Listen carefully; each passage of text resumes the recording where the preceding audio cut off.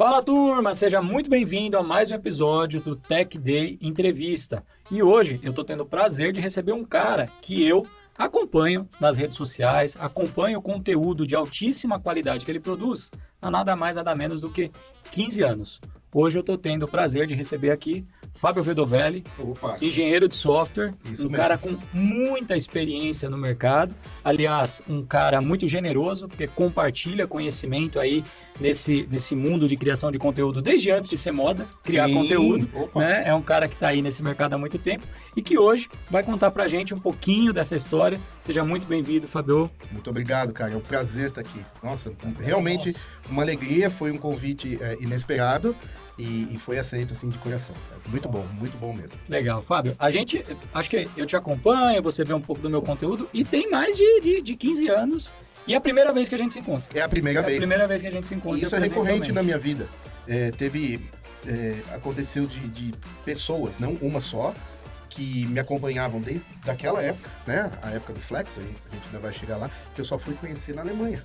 Porque a gente foi trabalhar na mesma empresa. Inclusive, foi uma das pessoas que basicamente me tirou daqui e colocou lá. Então, isso é recorrente e eu acho legal que mesmo depois de tanto tempo, e mesmo com a facilidade da comunicação online, a gente ainda tem prazer de encontrar os velhos amigos virtuais. Né? Legal. Então, muito bom. Fábio, a gente é da velha guarda, podemos acho que já dizer assim, da velha guarda do software, da velha guarda de web, posso. né? Da velha guarda de web. E para a gente começar, conta aí um pouquinho de como o desenvolvimento de software entrou na vida do Fábio, como o web entrou na sua vida e como a criação de conteúdo, né? O que motivou a criar o conteúdo lá atrás, antes de LinkedIn, de Instagram, até de YouTube, né? Como começa essa história para a gente começar esse bate-papo? Rapaz, o computador e a web, eles salvaram minha vida, porque eu venho de uma família de pessoas muito talentosas. Minha mãe é talentosa, meus tios, tias, todos eles têm alguma habilidade especial, seja carpintaria, mecânica, pintura. Minha mãe é muito boa com trabalhos manuais, e eu já, da geração posterior, já não tenho tanta habilidade. Mas imagina como foi difícil crescer numa família tão talentosa e sem demonstrar nenhum interesse especial. Aí, quando eu descobri a minha habilidade em comum para a época com o computador, aquilo me redimiu. Porque aí ninguém da família sabia nada de computador e eu sabia já bastante, entendeu? Até que um belo dia, alguém me contou que 2 computadores que não estavam no mesmo prédio podiam trocar mensagens. E aquilo ficou na minha cabeça, não é possível, sabe? Isso tem potencial para mudar tudo. E aí a coisa foi crescendo, mais informações sobre o que era a internet. Na época tinha BBS, né? Foi chegando até que eu falei, não, eu preciso aprender isso. E aí eu fui atrás de um amigo que sabia, ele me deu as instruções, o mínimo que eu precisava saber para criar um site. Em maio de 98 eu colocava no ar meu primeiro site. Maio de 98. O tema eu tinha ido para Europa mochilar em 95 e 96. E aí eu precisava de um tema. Na época eu era monotema, eu só falava disso. Porque virou obsessão a Europa, né? Um jovem de 20, 21 anos vai para lá mochilar, cara, era só o que eu falava. Então eu fiz um site sobre isso. E aí foi, né? Eu passei algum tempo tentando vender algumas coisas com relação a isso, não sabia nada de negócio, até que em fevereiro do ano 2000, vai fazer 23 anos já, agora, e eu consegui o meu primeiro emprego na área de web, para ser web designer numa produtora aqui no bairro de Pinheiros. Então foi aí que eu comecei a dar os primeiros passos na carreira. Web design. Web designer, exatamente. Nessa Não era nem época, webmaster. nessa época, como é que fazia a questão da UX, do front-end, do back-end? Não tinha nada disso. Dos APIs, do versionamento. Não existia. Não, que Não? isso? Mas como vivia? Como vivia? Não sei. Olha, olhando... Dava para inspecionar o site? Não, o Firebug, ele veio, acho que mais de 10 anos depois disso. Ou era aquele alertinha de erro Firefox. inesperado no Internet Explorer? Eu não sei como a gente vivia. Mas aí é que tá. As exigências para um produto online eram uma fração do que são hoje. Né? Então, não se tinha tantas exigências. Os sites, eles eram para exibir conteúdo, mas tinha pouca interação. Eu lembro que a primeira vez que eu escrevi JavaScript foi no ano 2000. Meu amigo Elton, a gente trabalhava junto na mesma empresa. Hoje ele está no Santander. E eu precisava validar um formulário para não deixar submeter sem preencher tudo. E ele pegou um script, provavelmente no Alta Vista, buscador Alta Vista, né? O Google não era nada, existia, mas não era nada. E ele me ajudou a modificar sem quebrar o script. Foi a primeira vez que eu tive contato com isso. Mas era só, o limite do JavaScript era para validar formulário. A gente não, então, assim, não havia a necessidade também de ferramentas de debug tão poderosas como a gente tem hoje. Então, quando a gente se pega saturado pela quantidade de opções que existem hoje, eu costumo olhar para aquela época com um certo saudosismo, porque a vida era dura, mas era mais simples, né? Mas, por outro lado, quando eu descubro uma tecnologia nova, eu já penso, what a great time to be alive.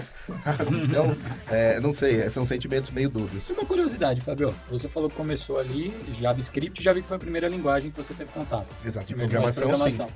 Back-end.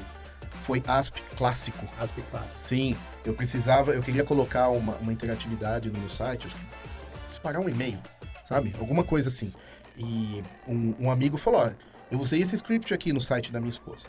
Aí ele me jogou aquilo na mão, eu não sabia o que fazer com aquilo. Coloca onde? Vai rodar onde? Na minha máquina? Servidor? Nem sabia que era um servidor, honestamente. Eu usava o FTP, mandava as coisas pra lá, mas não chamava de servidor. Sabe? Não tinha. Eu tô mandando pro site. Isso, exatamente. Eu não lembro a nomenclatura que eu dava para aquilo. E eu me debati, não consegui fazer nada com aquilo, fiquei com vergonha de pedir para ele implementar para mim. Mas até que, conversando com um, com outro, fiz algumas coisas.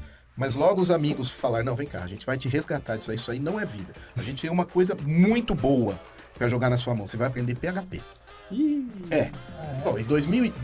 Olha por que eu gosto do cara. Aí. Tá vendo por que eu gosto do cara? Tá e outra, explicado. já mataram o PHP tantas vezes, cara. Nossa Tá tendo, senhora, tá tendo a Laracon Europe morto, hoje, e acho que mataram de novo ali, viu? Ele tá morto há tanto tempo, cara. Pois é. Então eles falaram, você vai aprender uma coisa boa aqui, você vai aprender PHP. E eu fiz um cursinho no Senac, aqui no centro de São Paulo. E foi aí que minha vida mudou. Então, assim, apesar de eu ter dado os primeiros passos com o ASP clássico, mas foi o PHP que eu considero... Ponto PHP 3. É isso, exatamente. Opa, PHP 3. ponto E detalhe, 3. eles apareciam na barra de endereço. Ponto PHP 3. Ponto Contato, PHP. ponto PHP 3. Exatamente. Nossa, que época. Então, vou começar a chorar. Aquele script bonito que você abria tag HTML, abria tag PHP, daqui a pouco abria tag JavaScript. Acho que a gente nem usava tag style, né? Não, a gente nem usava templates, nem usava sistema CSS, de template. né, nessa Não, época. usava Nem nada. E detalhe, usava. eu desenvolvi um CRM em 2004 com PHP. Nesse estilão aí de programação, sabe? Ó. Muitos anos depois, eu acho que 2012, 2013, aquele cliente que já não era mais meu cliente pediu para eu consertar uma coisa que quebrou. E eu abri o código, eu senti orgulho daquele código, porque apesar de ter sido no estilo da época, estava tudo legível, sabe? E eu consegui achar, eu tinha algumas abstrações ali de coisas que eu não queria repetir. Quer dizer que já tinha ali um início ali de boas práticas. Tinha, já exatamente. tinha- Eu percebi que naquela época eu tinha uma preocupação em me profissionalizar, de não Outra escrever qualquer curiosidade, coisa. Fábio, você é um cara muito preocupado com padrões, com qualidade de desenvolvimento. Eu sei disso desde a época dos seus vídeos do Flex, a gente vai chegar nisso ainda. Certo? Você teve formação acadêmica na área ou não? Não. Não teve? Não. E da onde vem essa preocupação? Aí vem da Por família da minha mãe, padrões. que eu já citei. Eles são muito caprichosos, né? Então, pelo menos isso eu herdei deles, sabe? Organizados, caprichosos, talentosos. Então, meu talento não é com as mãos, né? Só no teclado. É com o binário. Mas eu sou organizado, sempre fui atento, preocupado com a qualidade das coisas. Então, veio daí. Mas Legal. formação acadêmica, não. Eu tenho o segundo grau completo e parei. Acho que eu não sou muito E amigo da aí, escola. autodidata.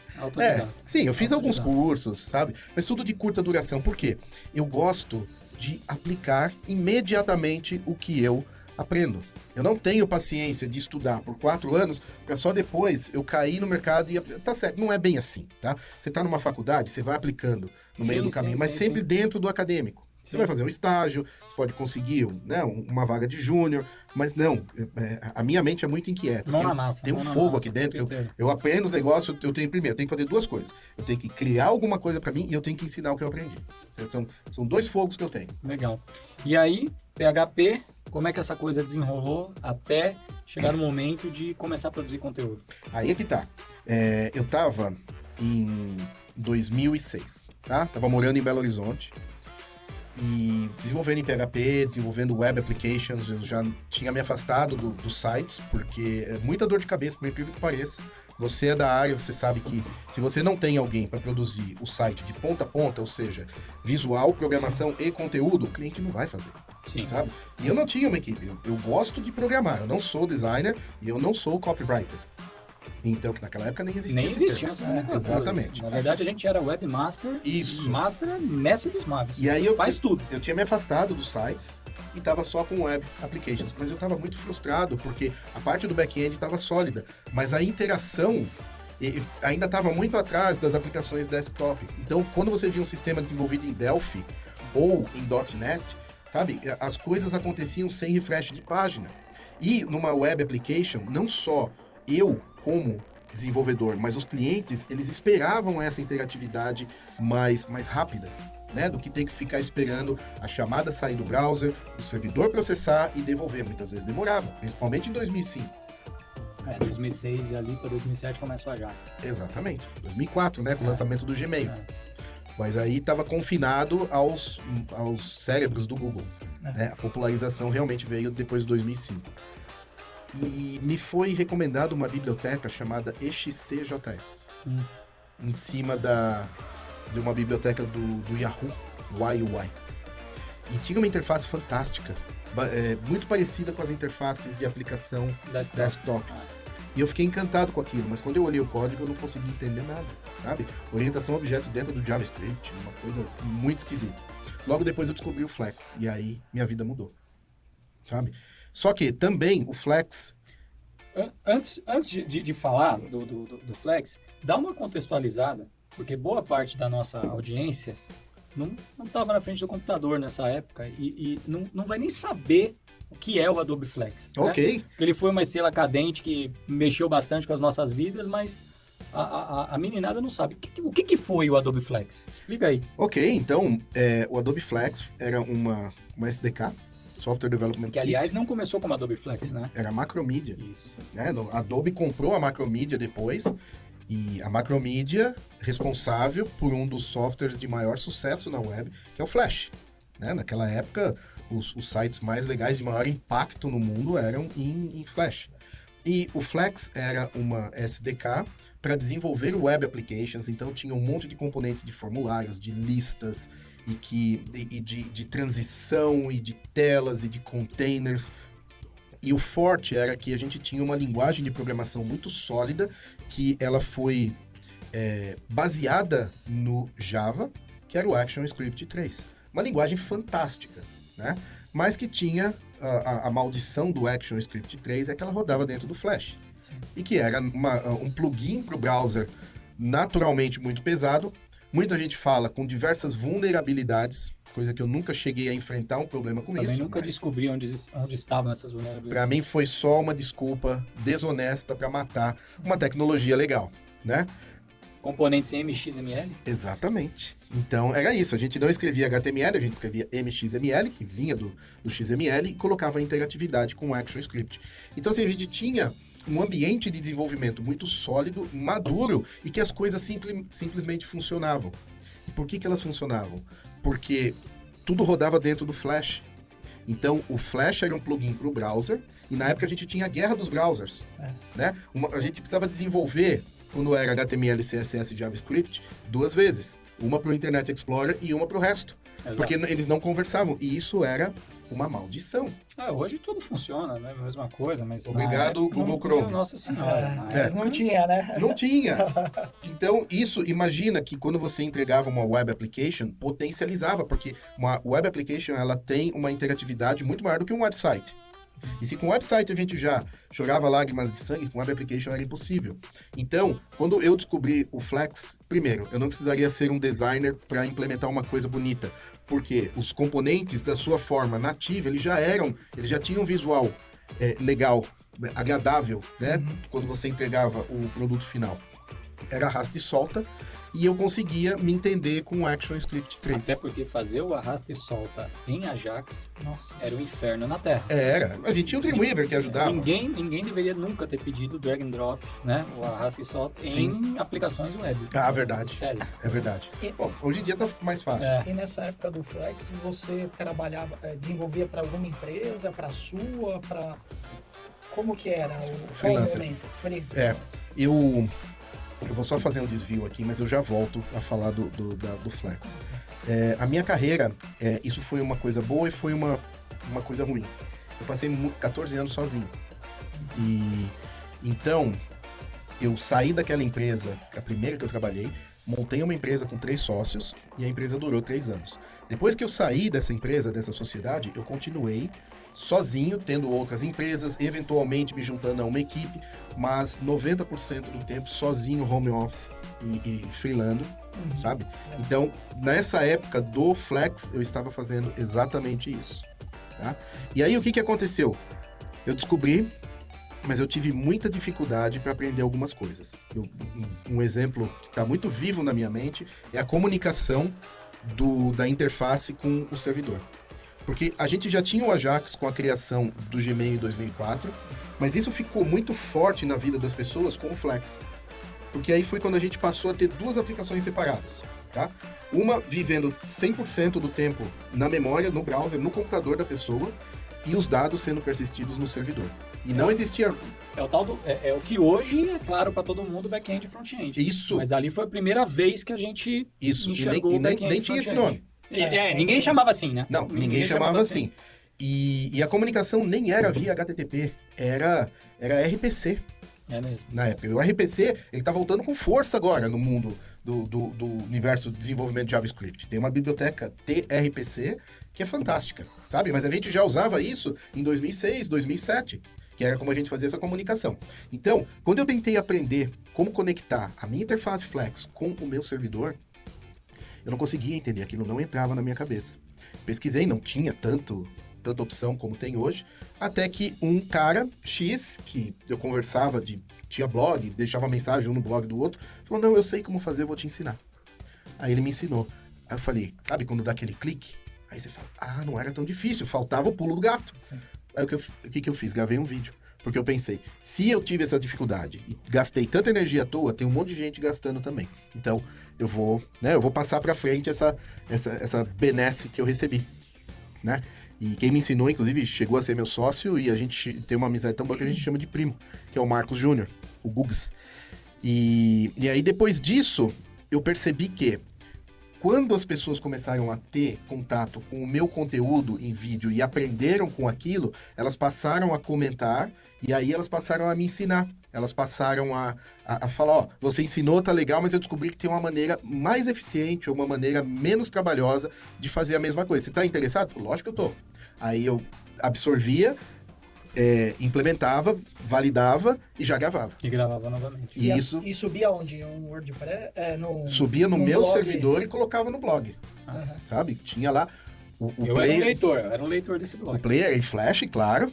Né? O player de vídeo não existia nativo no browser.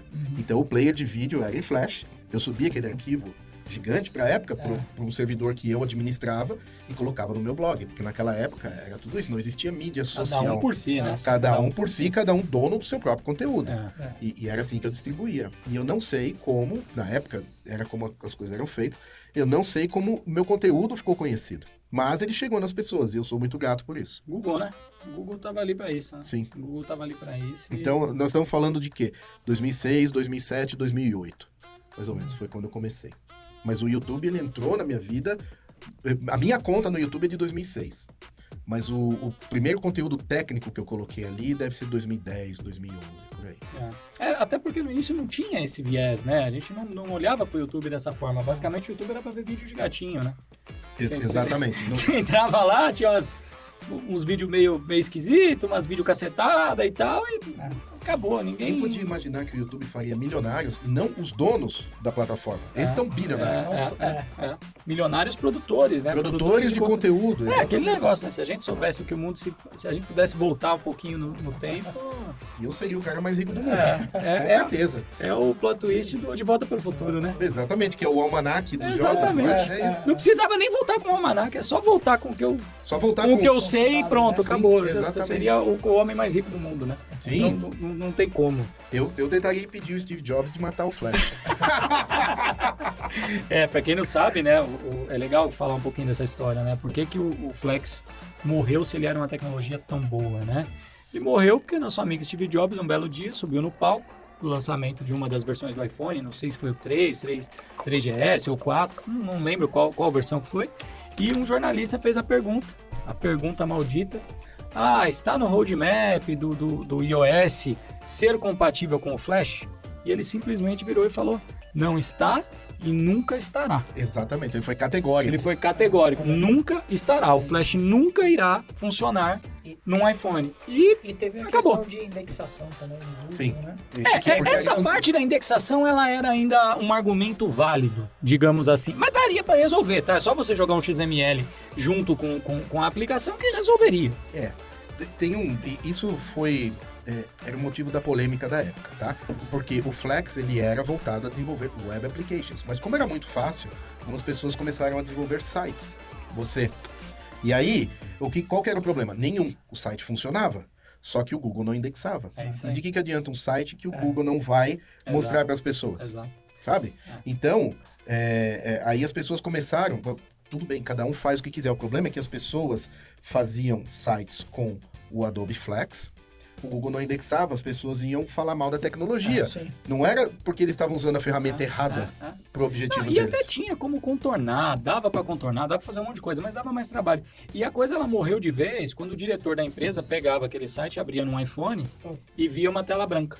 Exatamente. Porque era o que acontecia no iPhone. Sim. Né? O Android na época não tinha muita relevância, acho que, né, foi até um pouco antes, talvez, do Android dar uma popularizada. Os caras olhavam e falavam: não, meu site não abre. Uhum. E aí acabou.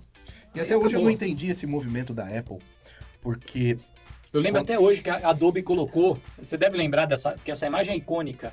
A Adobe colocou na capa do site da Adobe um coração e o logo da Apple. Tipo assim, nós te amamos, Apple. Não faça isso. Uhum. E não adiantou nada. Não adiantou nada. Não adiantou nada. Steve Jobs, ele era intratável e irredutível. Impressionante. Um gênio, mas intratável. E a gente tira uma lição disso, né, Fabio? Porque eu, pelo menos, tirei uma lição muito grande na minha carreira na época, porque eu, bem mais jovem na época, ali, 2000 e... Isso aí foi 8 para 9, né? 2009.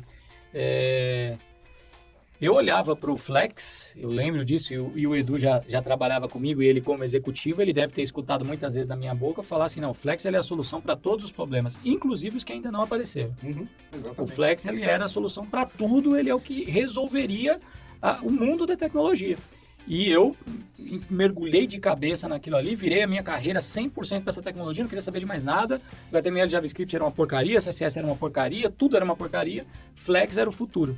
E numa janela de um ano a tecnologia simplesmente morreu, né? Evaporou. Mas uma coisa você não estava errado. HTML, CSS e JavaScript naquela época era uma porcaria. Essa coisa, essa plataforma web sólida e madura que nós temos hoje, ela começou a amadurecer em 2015. Antes muito disso... Muito por causa do Chrome, né? Sem dúvida. Porque quando a guerra dos browsers acabou, que as empresas que desenvolvem browsers começaram a conversar entre si, somos concorrentes, mas a gente precisa de um pouco de... muito do trabalho W3C, né? Sim, a gente precisa ter uma coisa uniforme, senão a gente só vai atrasar a evolução das coisas. Foi aí que a gente... Padrões web, famosos padrões web. Exatamente. Então, mas por isso que a gente sentiu tanto quando o Flex morreu. Porque aí a gente voltou a fazer algo que a gente sabia que não seria a mesma coisa. E que a gente teria que esperar algum tempo até que a evolução chegasse naquilo. Tanto é que muitas das coisas que a gente fazia naquela época, a gente faz hoje. Por exemplo, quem trabalha com React e usa Redux para ter uma fonte de dados única fora da aplicação para poder gravar e consultar, a gente fazia isso em 2008 com o Flex e, por exemplo, com o Swiss Framework ou com o Mate Framework. Né? Inversão de dependência, injeção de dependência e inversão de controle. São coisas que estão, sabe, é cíclico, né? E ali no fim de 2009, não sei se você tinha essa percepção, mas você era a maior referência de Flex no Brasil. Eu tenho essa percepção. Basicamente, era quem mais produzia conteúdo, tinha mais conteúdo de qualidade, falava de Flex, falava do Fábio. Você tinha uma empresa chamada Ria Labs, não tinha? Exatamente, junto com... Reach Internet Application. Isso, Labs. o Marcos, que eu citei aqui, que me ensinou a fazer a comunicação. Então, você era o cara referência numa tecnologia que se viu morta. Isso. Como foi essa transformação? Eu não me abalo. Eu não me abalo, porque eu não sei da onde que eu tiro essa convicção de que no final tudo se ajeita, sabe? Então, lógico que eu fiquei chateado, mas o que me ajudou na época é algo que vem ajudando na minha carreira inteira. Apesar de eu estar totalmente focado no Flex, eu não parei de olhar a evolução do resto. Então, eu fazia minhas... Colocou uma venda e só o meu é o que presta. Exatamente. E isso eu trago até hoje. Desde o começo até hoje. Então, eu fazia as minhas entregas com o Flex, eu só falava de Flex, minha vida era aquilo. Mas eu tava fazendo umas brincadeirinhas com uma biblioteca nova que tava chegando ali, comendo pelas beiradas, chamada jQuery. Entendeu? E aí, quando o Flex morreu, eu falei, jQuery, vem com o papai. jQuery Animation. Exatamente. Coisa maravilhosa. Aí, eu substituí um pelo outro e comecei a tentar reproduzir o que eu fazia com Flash, com Flex, com jQuery. Não era a mesma coisa, mas não era tão horrível. Entendeu? E aí, a parte de CSS já tinha evoluído também. Bootstrap aparece. Bootstrap apareceu logo em seguida. Ou seja, a gente não ficou descoberto por muito tempo. E aí, ferramentas que ajudavam no desenvolvimento de web applications começaram a surgir. Por exemplo, o Motus, sabe? A própria YUI do Yahoo, que aí depois veio o XTJS, que virou o Sencha, que é uma potência. E deixa eu te perguntar, naquele momento que você criava conteúdo para o Flex, né, para o Adobe Flex, você não tinha curso, né? Eu cheguei a dar curso de... Chegou a dar curso de sim, Flex? Sim. E como é que foi naquele momento? Porque o mercado de cursos online, ele não era nem de perto. Nossa. De forma nenhuma que ele é hoje. Não existia infraestrutura. Não tinha. Não tinha. Simplesmente não tinha. Mas, quando eu quis me profissionalizar com o Flex, eu comprei um curso que era um curso assim, era um curso... Não era que nem hoje, que você compra o curso e faz quando você quer. Não, era um curso presencial, só que online. Exatamente, ao vivo. Exatamente, ao vivo, porém online. Por Skype. Não. Uma empresa do Mato Grosso do Sul que tinha a própria plataforma, você vai lembrar deles aí, genial, do Carlos Eduardo. Lembro. O professor era o Carlos Eduardo e o curso era Flex e Ruby on Rails. Nossa. E quando chegou na parte do Ruby on Rails, eu fiquei boiando, porque ninguém me disse que eu tinha aqueles comandos que ele estava explicando ali, eu tinha que escrever no terminal. Eu nunca tinha usado o terminal na minha vida, em 2006, O 2007. desenvolvedor web, isso era outro universo. Não existia, a gente não usava terminal. Não existia. Não, a gente usava FTP, a gente usava Dreamweaver, bloco de notas e só, e os browsers, né? Firefox começando, Firebug e tal. E então eu fui fazer um curso, terminei esse, foi legal, aí eu fui fazer um só de Flex, para me aprimorar mais ainda. Quando a gente estava na sala de aula, os alunos no chat começaram a falar meu nome e começaram a botar pilha para ele me contratar como instrutor. Porque eles já estavam cientes do meu conteúdo, sabe? E o Carlos não me conhecia. Aí depois do curso, ele me chamou, me mandou um e-mail, falou, vamos fazer uma chamada no Skype? Falou, o que aconteceu? Por que eles estavam falando do seu nome? Eu falei, eu crio conteúdo e tal. Né? Aí ele me chamou para ser professor, porque ele viu que o meu conteúdo tinha qualidade. Que legal. E aí eu comecei a dar aula com ele. E aí, depois disso, dei aula de Flex, dei aula de jQuery, dei aula de Angular 1. Nunca mais parou. Nunca mais parei. Com essa parte educacional. Não, aí é que tá. A parte educacional, financeiramente falando, ela sempre foi um excelente plus. Eu sempre sonhei em viver disso. Nunca tive coragem para largar o mundo corporativo para me dedicar a isso, né? Eu tive um quase entre 2014 e 2015, mas aí veio uma coisa que atrapalhou esse movimento, mas atrapalhou para o bem, que foi quando eu comecei a me envolver com trabalhar para fora do Brasil. 2015. 2015. Meu primeiro contrato internacional é de 2009, graças ao Flex. Entre 2009 e 2014, eu tive um contrato com uma empresa da Flórida. E eu trabalhei exclusivamente para eles. Freelando, ou dono da minha própria empresa, Ria Labs, tá? Então, entre 2009 e 2014, eu trabalhei para eles. E aí, 2014 e 2015, eu fiquei fazendo uns trabalhos para umas empresas do Brasil. E aí, em 2015, quando eu estava começando a flertar com a possibilidade de viver do meu conteúdo, aí me aparece um contrato para trabalhar para uma empresa em Munique, remoto. Aí não teve o que pensar, meu grande sonho sempre foi... 14 para 15. É engraçado como 14 para 15 teve uma onda de empresas alemãs levando brasileiros, né? Ah, sim. Eu participei de um processo seletivo nessa época e a minha esposa estava grávida de meses e eles falaram para mim assim, olha, eu falei, não, minha esposa está grávida. Eles, não tem problema, você começa remoto, trabalha 6 meses daí, depois você vem. E eu eu sou muito apegado a Brasil, a família, a gente vai entrar nessa discussão mais para frente. Eu falei para a recrutadora, e tenho ela até hoje no meu LinkedIn, falei para a recrutadora assim, falei assim, vamos fazer o seguinte, deixa eu parar de tomar seu tempo, porque eu sei que quando chegar lá no final eu vou amarelar. Aham. Então, obrigado tal, mas eu vou ficar aqui no Brasil. Que legal. E como foi, Fábio, esse momento, assim? Porque eu amarelei, mas você não. Você É foi. verdade. Você foi. Como foi isso, cara? Foi um processo, na verdade, né? Porque, lembra que no começo da conversa eu disse que eu fiz duas viagens de mochila e trem pela Europa. E aquilo entrou na minha cabeça, sabe? E... Você foi onde? Rodou onde? rodei bastante ali, É? viu? Porque em 95 eu fui de férias, eu trabalhava. Então eu rodei 7 países e 21 cidades. Ó. Em 22, 23 dias. E aí eu fiquei maluco e no ano seguinte, na mesma época, eu larguei o meu trabalho, peguei minha rescisão e fui, para não voltar. Mas eu era muito novo, sabe? E aí eu fui com passe de trem, ilimitado, 3 meses, e aí fiquei 2 meses viajando até que o dinheiro acabou. E eu não me estabeleci Não porque conseguiu? eu fiz o erro primordial, assim, de quem vai para Europa para se estabelecer, com dinheiro no bolso.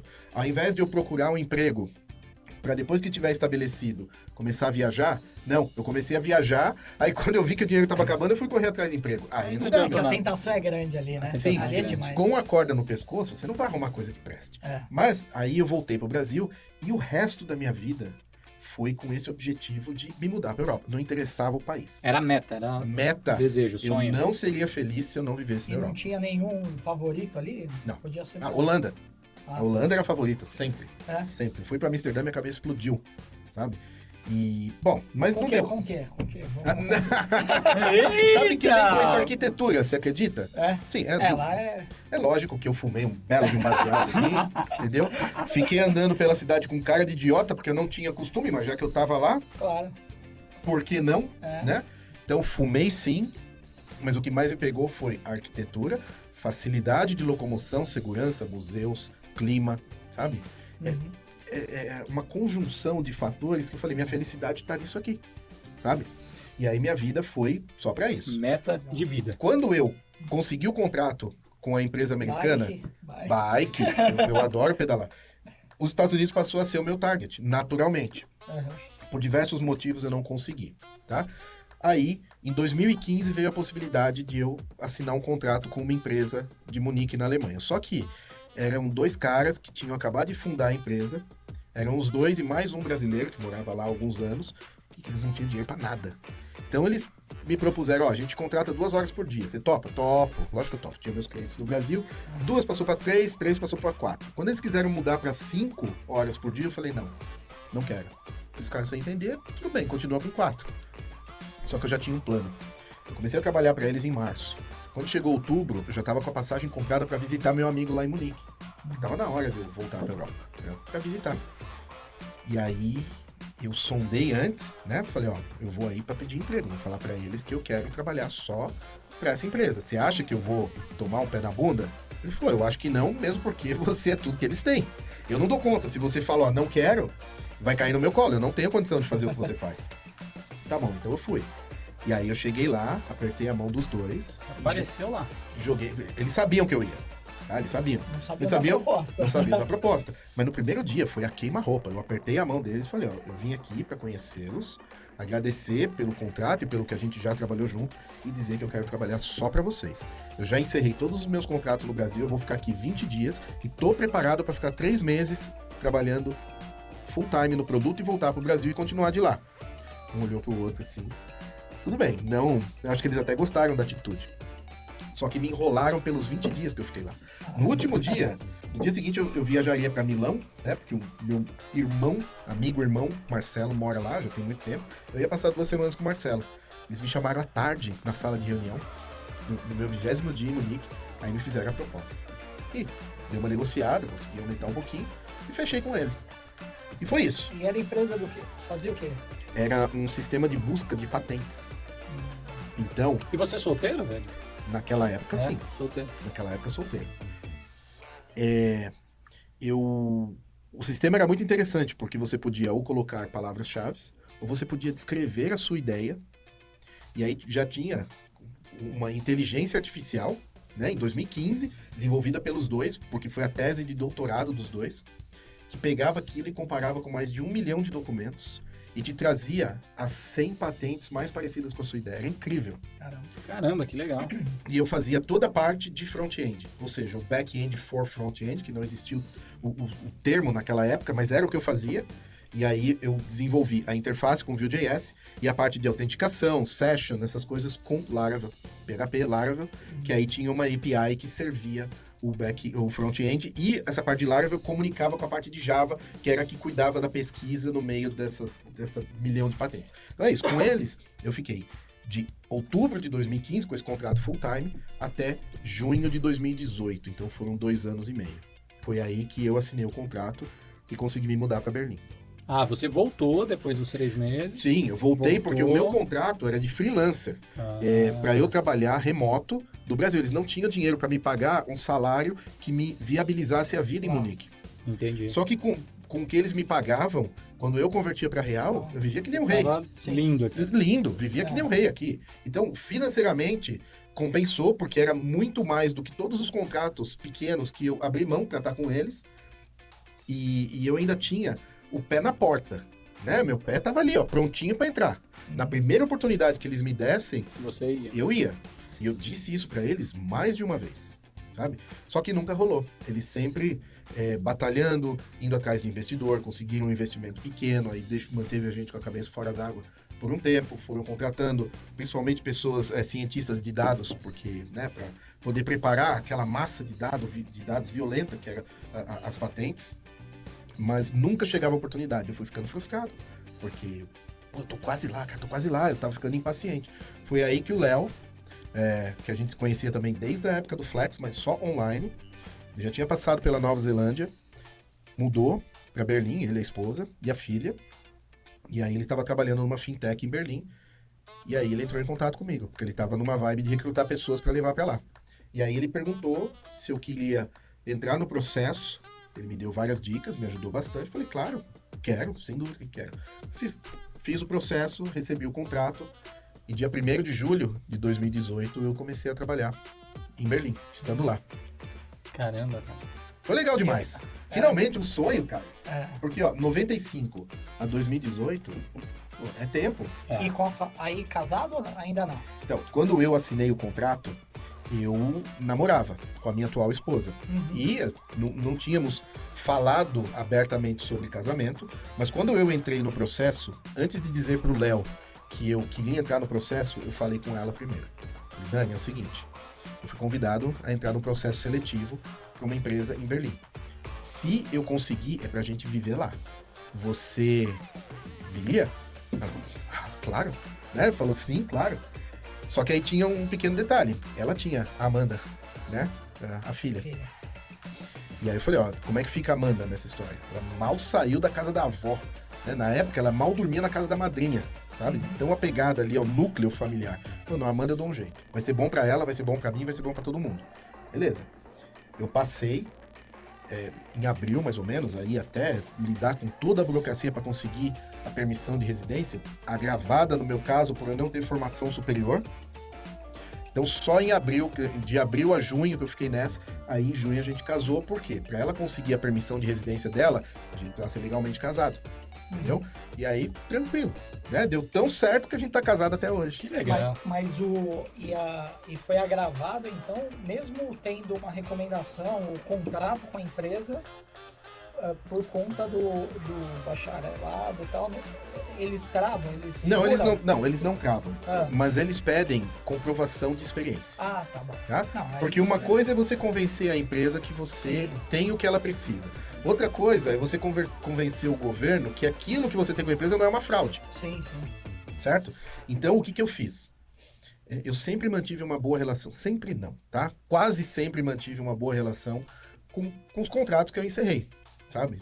90+% foi numa boa. Então, eu cheguei para aquela pessoa que eu sabia que me fazia uma carta de recomendação ultra mega power. Sim. Sabe? Cheguei para aquela pessoa e falei, eu tô numa situação assim, eu preciso de uma carta de recomendação. A pessoa falou, você me concede 2 semanas? Porque para eu fazer o que eu tenho em mente, eu não posso fazer do dia para noite. Eu falei, não, tá bom, faça. Recebi, foi uma coisa linda de se ver, sabe? Aí aquela ali eu mandei de modelo para 3 outras empresas com as quais eu tive contato. Falei, não precisa ser igual. Copia, mas não faz igual, sabe? Que nem desse plano. Copia, mas não faz igual. Exatamente. E aí, fizeram, alguns não conseguiram fazer em inglês. Eu falei, não, faz em português, eu me viro com o resto. Eu cheguei no consulado alemão em São Paulo com 4 cartas de recomendação de empresas diferentes, sabe? Comprovação Falando, técnica. dos últimos 10 anos. Tranquilo, só que demora. Né? Imagina, você conseguir carta de recomendação de 4 empresas que você trabalha. Demora, sabe? Mas eu consegui, não é difícil. A Alemanha, ela não é desconfiada. Uhum. Só que existe um processo. E as coisas são feitas conforme o manual. Não é... Isso é uma coisa boa da Alemanha. É burocrático? É. Mas o que está escrito ali é o que você tem que fazer. Não é que nem no Brasil. Ah, veja bem. Vamos ver. Não vou é o bem carimbo assim. aqui. Vou ver o Exatamente. carimbo. Não, mas não fui eu quem pediu para fazer desse jeito. Então agora você tem que fazer... Brasil é assim. Alemanha não. Tá escrito o quê? É isso. Então é isso. Brasil depende do dia, do humor do funcionário que você chega lá. Exatamente. O cara tá num bom dia, vai. Isso se ele estiver lá. E o idioma? E o alemão? Conseguiu? Foi E aí? Primeiro dia na Alemanha. Chegou lá, realizei meu sonho. E agora? Então, eu era veterano. E Berlim é, né? Berlim Do não é mundo, né? Alemanha, exatamente. No meu caso, não foi difícil, porque eu, quando cheguei em Berlim, eu já era veterano de Europa. Né? De 95 a 2018, eu voltei à Europa mais de 10 vezes. Por exemplo, o meu contrato com a empresa de Munique previa que 2 vezes por ano eu iria por lá com as despesas cobertas pela empresa, para fazer brainstorming, para fazer team building, sabe?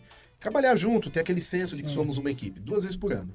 Só que nesses quase 2 anos e meio que eu trabalhei lá, acho que eu fui 7 vezes. Então só ali já foi um monte. Já tinha ido de férias, já, sabe? Já tava ambientado. Então assim, Europa pra mim não era novidade. Então eu não fiquei assim, oh meu Deus, né? E outra coisa, muitos brasileiros. Quando eu cheguei nessa fintech que eu comecei a trabalhar, acho que eu fui o 12º brasileiro. Quando eu saí, nosso time chegou a ter 22 brasileiros, o que correspondia a 10% do staff da empresa na época. Caramba. Então imagina, o Slack do Brasil é engraçado, porque a gente estava lá trabalhando, de repente via a mensagem no Slack em português. Tô cagado de fome. Já era o sinal pra gente escolher o local pra almoçar todo mundo junto. Mas deixa eu tirar uma dúvida. E é dúvida mesmo.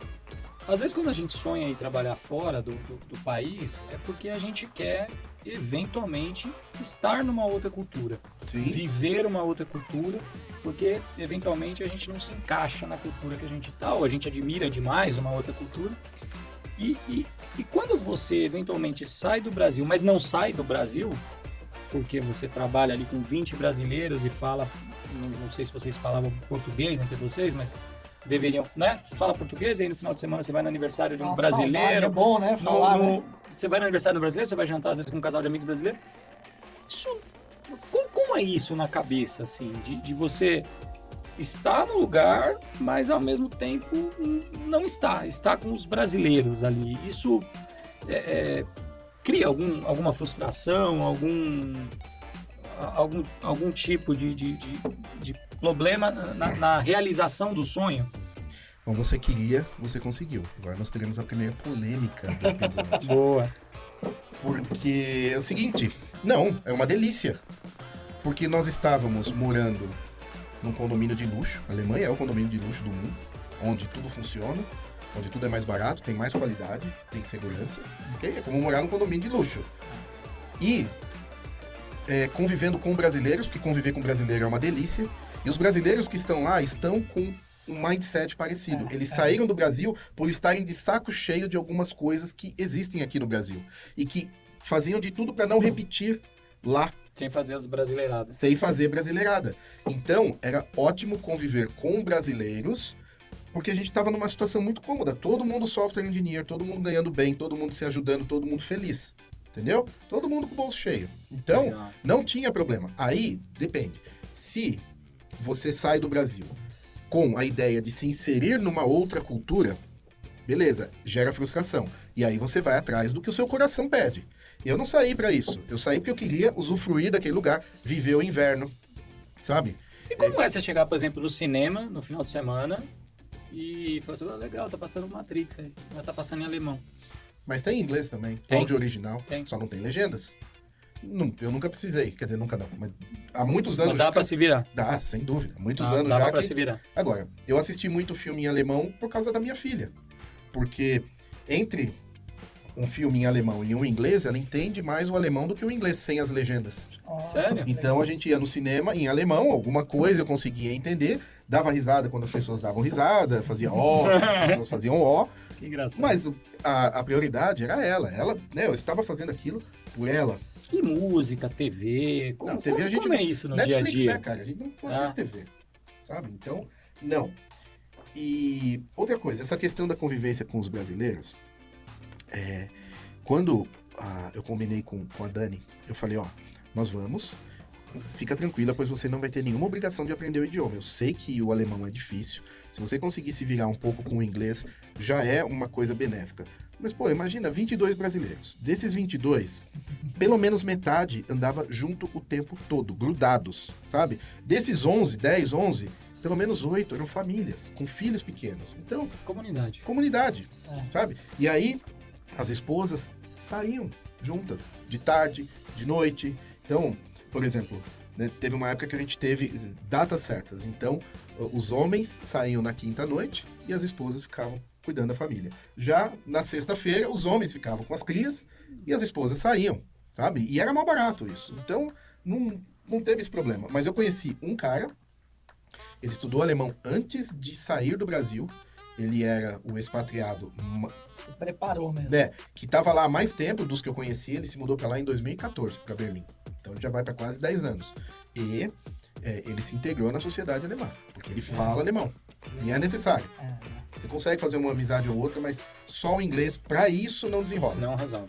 E o que você achava do ambiente de trabalho, assim? O que você Fantástico. via diferenças, assim, do corporativo lá pro de cá? Trabalhar com alemão versus... É. Tudo bem que tinha muito brasileiro, mas é o que você falou, era 10% da empresa. Sim. Os outros 90%. Bom, eu não posso falar por toda a cultura corporativa alemã, porque é muito diversa, a sua assim como aqui. experiência, né? Sim. Mas numa fintech com 200 funcionários e uma fintech fundada na cidade de Berlim, o ambiente era o melhor possível. É. Melhor possível. Camaradagem, diálogo, zero abuso, sabe? Nunca trabalhei um fim de semana ali. Nunca fiquei... Não vou dizer que nunca fiquei depois do horário. Mas por que eu fiquei depois do horário? Porque deu um problema. E quando dá problema, qual é a nacionalidade que não se importa em ficar para resolver? Brasileiro. Brasileiro. Brasileiro. Brasileiro fica e tudo bem. Fica pela cerveja que vai rolar depois, fica pela pizza que eles... Ou, não só por isso, Dinheiro. mas fica pelo desafio, fica pela camaradagem, fica porque não quer ver o colega que está não sabe diretamente falar não. responsável por resolver aquele problema, deixar o cara em maus lençóis. Sim. Então fica, nem que seja para ficar de rubber duck, sabe? Ali do lado, pro cara trocar ideia e às vezes dele tentar te explicar o problema, ele já resolve. Já aconteceu isso, sabe? E por isso que brasileiro, também por isso, que brasileiro é tão valorizado fora do Brasil. Isso que eu ia perguntar também. Além da qualidade técnica, a disponibilidade. E então a visão deles era muito positiva em relação aos... Ainda hoje É. sem dúvida, sabe? Porque e isso foi curioso nessa empresa, porque o brasileiro fica amigo até de poste. Fica, sabe? Conversa. Então, imagina, 10% da empresa brasileira. A gente tinha uma conversa aberta com todo mundo, sabe? Do pessoal da recepção, o pessoal que fazia a limpeza, até o CEO, CTO, fundador, conversa mesmo, não era e aí, tudo bem? Não, sentar, trocar ideia, tomar cerveja, fazer churrasco. Isso começou a gerar ciúmes nas outras nacionalidades, porque além de serem menor número que os brasileiros, eles não tinham essa abertura toda. E aí eles começaram a reclamar de coisas pequenas. Por exemplo, quando a gente tinha um problema do trabalho, ou uma discussão do trabalho, para resolver e só tinha brasileiro, a gente desenrolava em português. Uhum. E aí o pessoal começou a reclamar que a gente estava usando muito português no escritório. Mas aí quando o C-Level trouxe isso pra gente, né, não diretamente, mas através dos nossos managers, a gente unificou o discurso. A gente falou, ó, a gente tem uma questão para resolver. A gente vai resolver muito mais rápido e melhor falando no nosso próprio idioma. Então não tem por que estar reclamando disso. sabe? Quando tem uma pessoa que não fala português, a gente automaticamente muda pro inglês. E isso era verdade até fora, aquela cervejinha fora do escritório, mesma coisa. Isso vira uma coisa dinâmica. Exatamente, é a mesma coisa. Depois de um tempo a gente já tava até sem paciência, a gente combinava de almoçar tudo a brasileirada, aí alguém chamava um gringo, pô, melou o rolê, porque agora a gente vai ter que falar inglês, sabe? Começava... Estragou o happy hour, né, meu? Estragou o happy hour. E qual que é, assim, o alemão, ele é muito conhecido pela questão de performance, né? Assim, falam que é um trem, né? Ele demora um pouco, mas depois ele produz demais e com uma qualidade absurda. Então, é muito diferente isso, assim, dentro da corporação, assim. São duas palavras para definir o profissional alemão. É foco e método. Então, eles são bons de planejamento e são muito focados. Então, eles seguem aquela cartilha à risca na vida e no profissional e é por isso que dá certo. É chato. É muito chato. O alemão é chato, né? O alemão é chato. A Alemanha é chata em muitos pontos, sabe? Mas se você consegue absorver isso como uma coisa chata, mas que traz resultados, aí você vive bem. Eu tive um contato em um projeto com uma equipe alemã que estava lá, né? E depois eles até vieram para o Brasil, fizemos reuniões presenciais aqui. Com uma equipe de uma empresa alemã e a impressão que ficou foi exatamente essa, né? O alemão, ele marcava uma reunião das 4h15 às 4h45, você entrava na call às 4h14 e não tinha absolutamente ninguém, às 4h15 entrava todo mundo, o cara entrava malemar, falava boa tarde e começava a falar do assunto. Isso. Começava a falar do assunto. Quando chegava a 4h45, ele podia estar no meio de uma frase, ele falava, bom, agora acabou, na próxima janela a gente fala do assunto, desligava e saía. É isso. E não é tabu fazer isso. Sexta-feira, isso. 5 horas da tarde... Isso pro brasileiro é o fim do mundo, né? Pô, tem um exemplo. Eu te chamei aqui pra gravar o podcast. Qual foi a primeira coisa que eu fui fazer com você? Eu fui fazer uma sala. Vamos passear na empresa. Sim. Senta aqui na minha sala, vamos conversar um pouco, vamos tomar um café. O alemão não, ele ia te receber dentro do estúdio já, provavelmente. É isso mesmo. É isso mesmo. Isso não foi uma experiência. É isso mesmo o dia a dia dos caras. E eu não entendo como eles conseguem se reproduzir, porque deve ser assim também. Deve ter uma agenda. Exatamente. Então, isso é um mistério, né? Porque eles devem ser... É assim o tempo todo. Mas a geração mais jovem, eles já não são tanto. São brilhantes, cara. É impressionante. Eu trabalhei em 4 empresas enquanto eu estive por lá. 2 empresas alemãs e 2 americanas, que tinham uma empresa lá para que pudesse me contratar, mas o business era todo americano. Na segunda empresa alemã que eu trabalhei, ela era muito alemã. Tinha, assim, a maioria eram alemães. E, cara, só gente muito fera, muito brilhante, sabe? Para mim, o maior caso foi o Johnny. Ele é formado em doutor em matemática, e quando ele foi convidado a trabalhar nessa empresa, porque ele estudou em algum momento com o fundador, ele aprendeu TypeScript para começar a trabalhar, assim, em 15 dias, lendo pull request dos outros. Nunca tinha visto programação. Em 15 dias ele já estava lá fazendo entregas em TypeScript. Sabe? E um gente fina, cara, sabe? Nota 10, cara. E você teve experiência ali com o pessoal ali lá pro sul, Alemanha mais pro sul, né? E mais pro norte. Você percebeu diferença? Percebi, sem dúvida. E onde é mais agradável? É uma coisa muito difícil de responder. Porque eu tive contato com pessoas, mas num nível bem superficial, sabe? O pessoal com aqueles da primeira empresa que eu trabalhei em Munique, a gente até tem uma amizade maior. Tanto é que um deles se casou no ano passado e eu e minha família nós somos convidados para o casamento. Nós fomos para a Áustria para participar do casamento dele. Então, é amizade, né? Mas fora ele e o sócio dele, o resto foi tudo superficial. E em Berlim eu convivia muito com os brasileiros. Então, em termos de relações pessoais, eu não tenho como falar quais são as diferenças. Agora, entre cidades e o modo de vida, aí eu posso falar. Por exemplo, quando eu cheguei em Berlim, eu falei, nossa, meu, que cortiço isso aqui, cara. Sabe? Porque eu tava acostumado com Munique, que é tão bonita e, sabe, tudo arrumadinho que até irrita. sabe? Chega um ponto e fala, não é possível que não ter nada quebrado nesse lugar. Não tem. Não tem, tudo funciona, é lindo.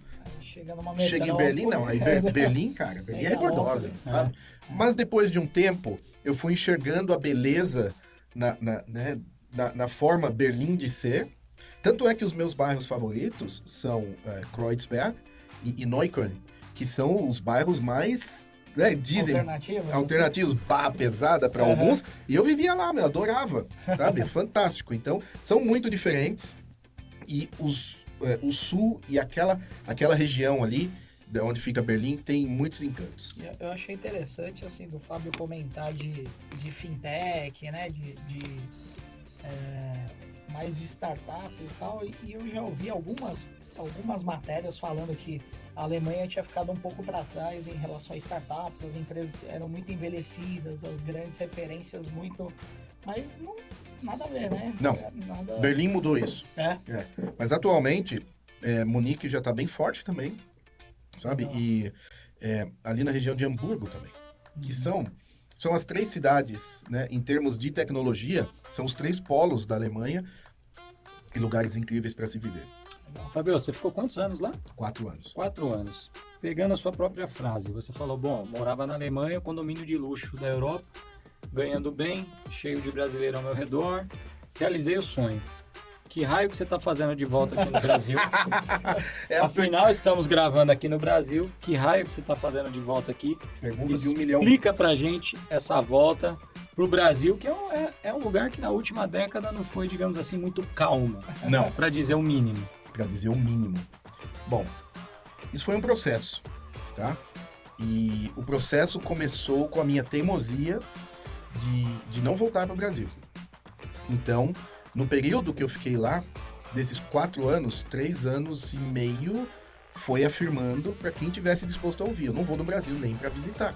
Não vou. Nem férias. Não quero nem... Agora que eu consegui sair, eu não volto nem para visitar. Carlota Joaquina. Não levo... Não, aqui não quero nem a poeira. Exatamente. Carlota Joaquina. Não levo nem a poeira. E uma coisa que eu aprendi nessa vida é que quando eu falo esse tipo de coisa, a vida fala, hold my beer. Entendeu? Então, o que aconteceu? Quando veio a pandemia, porque minha mãe foi visitar 2 vezes, né? Minha mãe tem mais saúde que eu, é impressionante. Sabe? Ela tem 70 anos e ela é muito saudável, muito disposta, muito de bem com a vida e gosta de viajar. E ela foi, antes da pandemia, 2 vezes lá. Só que aí veio a pandemia e mudou tudo. E exatamente por ela ter essa idade e se preocupar tanto com a saúde, ela tá sempre se cuidando. Por exemplo, durante os lockdowns, ela se isolou de verdade. Ela não saiu de casa. Amigos e família levavam as compras para ela. Ela não saiu. E aí, um belo dia, quando eu já estava arrefecendo, né, a pandemia, falei, mãe, acho que tá na hora de você sair de casa e vir visitar a gente. A gente tá num apartamento novo, você só faz por foto. Ela falou, meu filho, eu preciso ser honesto com você.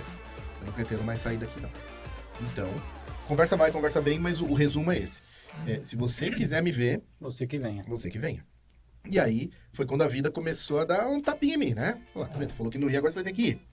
Bom, abril de 2022, veio eu e as minhas meninas, a Dani e a Amanda. E, cara, quando eu saí do aeroporto de Guarulhos, que eu recebi aquele bafo quente na cara, sabe? E eu ouvi o povo falando em português, eu fiquei feliz de um tanto, que eu não imaginei que ficaria, sabe? Muito feliz. Você ficou quanto tempo sem vir? 3 anos e meio. Foi bastante tempo. E eu lembro que eu peguei um Uber em Guarulhos, que levou a gente até Santo André. Pô, é o quê? 1 hora e pouco, né? 1 hora e pouco falando, cara. Falando. Trocando ideia com o motorista do Uber, feliz por estar falando português. E aí foi uma coisa emendando na outra, sabe? Quando você fica muito tempo sem vir, todo mundo, seus amigos param o que estão fazendo para te receber. Receber em casa, você marca um bar, uma pizza, uma coisa, todo mundo vai. Então, foi um período legal. E eu só prestando atenção, você fala, pô, eu tô com saudade disso, daquilo, não é só da comida, eu tô com saudade daquela pessoa, daquela situação. Eu vim renovar também a minha carteira de motorista que venceu. Pô, desenrolei tudo em português, sabe? Zero preocupação. Aí um belo dia, eu tava na casa da minha mãe tava na sala conversando com a Amanda, e eu chamei a Dani na cozinha e falei, Dani, né, passou pela minha cabeça que talvez eu queira voltar a morar aqui. Aí ela me olhou, ela falou, eu não pretendia falar nada pra você, porque eu sei né, que você é irredutível Isso com aqui relação... no Brasil. Aqui, tá, Ainda no na Brasil. casa da minha mãe em São Bernardo. Ela falou, mas eu também pensei nisso mais de uma vez. Eu falei, então vamos fazer o seguinte, vamos guardar isso, né, e vamos observar se essa vontade continua, beleza? Beleza. A gente vai voltar para a Alemanha, as nossas férias de verão estão chegando, a gente vai viajar. Se depois que a gente fizer tudo isso, a gente ainda tiver com vontade de voltar, a gente volta. Ok. E de vez em quando a gente conversava ali entre nós, viajamos de férias, voltamos para Berlim, lá para agosto, mais ou menos, do ano passado, a Amanda acordou no domingo com muita dor de ouvido. E nós a levamos no pronto-socorro. Qual a idade dela, Fábio? Ela tem 10. 10. Na hora que nós chegamos no pronto-socorro, só tinha nós, não tinha mais ninguém. Que lá é assim, sabe? Alemão se trata em casa com chá, sabe? Cortou o dedo, toma um chá. É isso. Não tá errado, né? Não tá errado. A mãe tá Mas eles doida. levam isso a um nível extremo, Aham. né? Então chegou no PS e não tinha ninguém. 2 minutos vem uma enfermeira, mais velha que a gente, eu e a Dani. Não sei, eu já tava ali na meia idade. Começou a falar com a gente em alemão e eu respondi em alemão, pedi desculpa, falei, meu alemão não é suficiente para essa situação, será que eu poderia falar inglês? Aquela mulher ficou brava. Virou uma metralhadora, começou a falar alto, começou a falar rápido em alemão. E eu fui ficando nervoso, porque a minha filha chorando, com dor de ouvido, e ela, né, sendo rude com a gente, porque viu que a gente era estrangeiro, morava lá e não falava alemão, né? E aí eu fiquei nervoso, comecei a falar inglês, e ela, não, tem que falar alemão, alemão. Aí eu me enchi e comecei a falar em português, e comecei a xingar. Em bom português, mandar para aquele lugar, certo? Mandei, já tinha mandado outras vezes em outras situações, mandei. Aí a Dani virou para mim e falou, Amanda se vira com ela em alemão, espera lá fora para não piorar a situação. No fim, ela conseguiu ser atendida, a médica foi uma gracinha. Aquela enfermeira estava fazendo a triagem, só isso. A da triagem. Sim, que a causou. pediatra que atendeu foi uma graça, sabe? Receitou as gotinhas ali, colocou uma compressa quente Resolveu o problema. e resolveu o problema. Beleza. No dia seguinte, mais calmo, eu chamei a Dani. Falei, vamos tomar um café da manhã ali na nossa cafeteria favorita, vamos. Dani, vamos embora. Mas por quê? A gente nem falou mais sobre isso? Não, vamos embora. Depois do episódio de ontem, eu percebi que eu tô muito cansado, sabe? E então eu perguntei, você ainda tá com aquela ideia que a gente conversou na cozinha da minha mãe? Tô. Você acha que vai ser bom pra nós, pra família? Não só pra Amanda, não só pra você, não só... Acho que vai. Eu falei, então tá bom. Você tem ideia do esforço hercúleo que vai ser desmanchar nossa vida na Alemanha e levantar no Brasil? Tô. Tá disposta? Tô. Então, beleza. Aí, o desafio seguinte foi contar pra Amanda. Porque a gente não sabia qual seria a reação dela. Poderia ser de uma alegria grande ou de uma tristeza, porque metade da vida dela ela passou na Alemanha. E a reação dela me surpreendeu, nos surpreendeu, na verdade. Porque ela olhou pra gente assim e falou, mas depois de todo o esforço que eu fiz pra aprender esse idioma, vocês vão me tirar daqui? Nossa. Né? Porque ela já estava fluente em alemão. Eu falei, meu amor, infelizmente a vida é assim. A mudança vem quando a gente menos espera. E o esforço que você fez para aprender o idioma e para conseguir as amizades que você conseguiu, nada vai tirar isso de você. Daqui para frente, todo desafio será menor do que poderia ser. Porque numa idade tão... né, com tão pouca idade, você assumiu uma responsabilidade tão grande, você conseguiu transpor essa barreira. E você é uma vencedora. Aí ela, papai, legal, gostei. E aí, beleza, acabou. Já, sabe? E aí foi só trabalho braçal. Até que em setembro a gente chegou. Setembro vocês voltaram para Voltamos.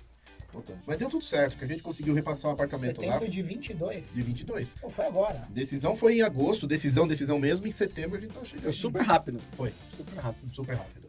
Foi muito... acho que esse episódio ele foi a gota d'água mesmo, né? Agora, foi. É o Foi. famoso... Se fosse solteiro, não viria, né? Eu acho que não. Porque foi uma decisão familiar, não foi uma decisão minha. Nem delas. E pra gente, quando é pra gente, a gente segura mais a barra, né? Sim. Acho que trata melhor. Quando você vê que é o filho, esposa, aí já E é não o é lance negociável, o né? meu lugar, né, cara? Então, aí eu não falei ainda sobre os motivos. Eu falei o que me deu vontade, Aham. né? Mas o que nós colocamos na balança durante esse processo?